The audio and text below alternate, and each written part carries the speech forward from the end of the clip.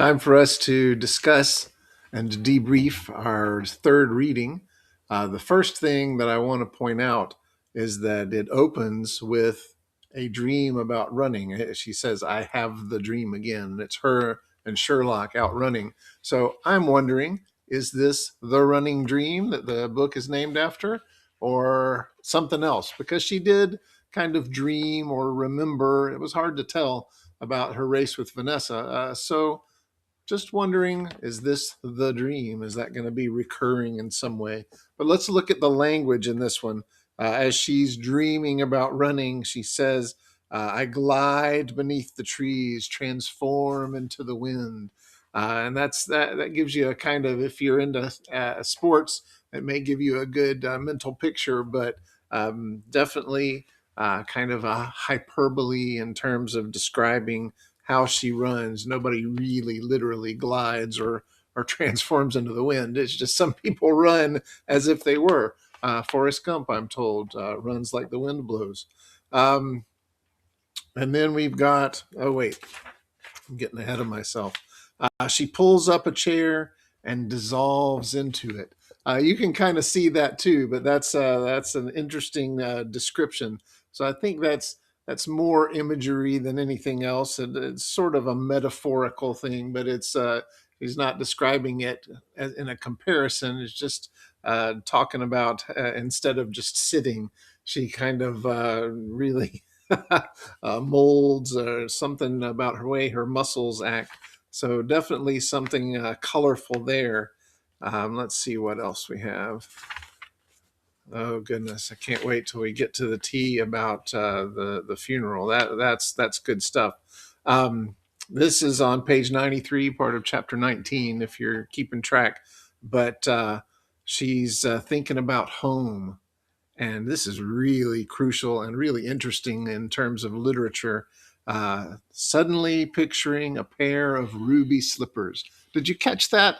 If you don't know why the ruby slippers are important, ask an adult. Almost everybody who's grown knows about the ruby slippers. And she talks about not being able to click them together. This is an allusion with an A, not an I, because she's alluding to The Wizard of Oz. And Dorothy had the ruby slippers that she could click together and say, there's no place like home. And she would be transported from the magical land of Oz back to where she really wanted to be. And of course, at the end, no place like home is her sort of mantra. And they kind of play with that a little bit. And, she says, there's no place like home. There's no place like home, but there are no ruby slippers. So, and that comes back up around, but we don't see a ton of allusions in our reading. So I wanted to make sure you got that. When they're driving home, the ride is snail paced, very slow, another hyperbole. And she has these snapshots, and that's a great clue that she's about to share some images from her memories with us. Mud castles and the flower beds, hide and seek under the porch. Very vivid things that you can probably remember similar things from your childhood. She's remembering these scenes from her own childhood. And then when she actually gets home, I have no ruby slippers, but I won't wake up from this dream, but still, no place like home. That's a great ending. I'll talk about that a little bit in a minute. So we've got a little more Fiona. We've got a little more Dad. Their characters appear more, and we get to learn more about them. But really, in terms of character stuff, the Fiona's report about the funeral and Meryl hanging all over Gavin. What is going to come of this? Are Gavin and Meryl going to be a thing? Does she even really care about Gavin? She seems to kind of, she always had, maybe not always, had liked him for a couple years, but that first phone call did not go well. So will she even care? Will he realize what's happening? We're just watching, taking it all in, and keeping an eye on this. But you could tell Fiona loved having that scoop and spilling some tea, right?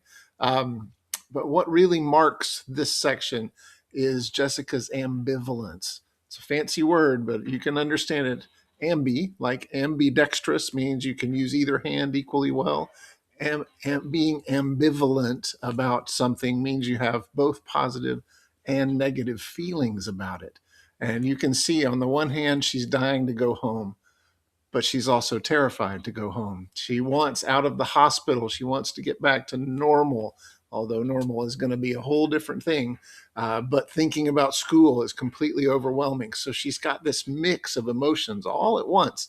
And it's quite difficult to sort through. So we'll see. Will she start leaning more negative or leaning more positive? That's maybe part of what we're following during this book. But when she wakes up in the middle of the night and sees that her mom's not there, I think that's really interesting and important, because even though she had this terrible accident, she's what, maybe a week out from having her leg smashed beyond repair and removed. She's worried about her mom. She convinces her mother that she's okay. But of course, then she wakes up in the middle of the night and cries because she's by herself. Now, what a terrible position to be in, to feel like you have to convince your parents everything's okay because they need you to act like it's okay. I'm not a fan of acting. I think we should all just be honest, but I totally get that pressure. Like, I know they need this from me. She needs permission to go home and sleep. And of course, mom's going to sleep better at home. But how does a parent leave her child? Only if the child says it's completely okay, you're fine. And even in that case, maybe they'll hesitate a little bit. But I think that tells us a lot about Jessica and a little bit about their family and how things work. But even early on, she worried about how Kaylee would respond to things. She worried about being upbeat for her visitors. That tells us a lot about the kind of person she is. I think the biggest clue we get to where things are headed is that very last part. She's home. She smells a familiar um, scent in her mom's cooking. She sees her dog. Pets are always big, and has these great memories, even though she's not a fan of the ramp and all that it represents to her. But still, she's just like, there is no place like home. So maybe she's going to settle in. It feels upbeat. So in terms of that ambivalence, maybe she's feeling a little more positive. But we'll see where it all goes. As usual, we want to make our predictions and think about what's to come, because that makes it more fun. So join us soon for our next read.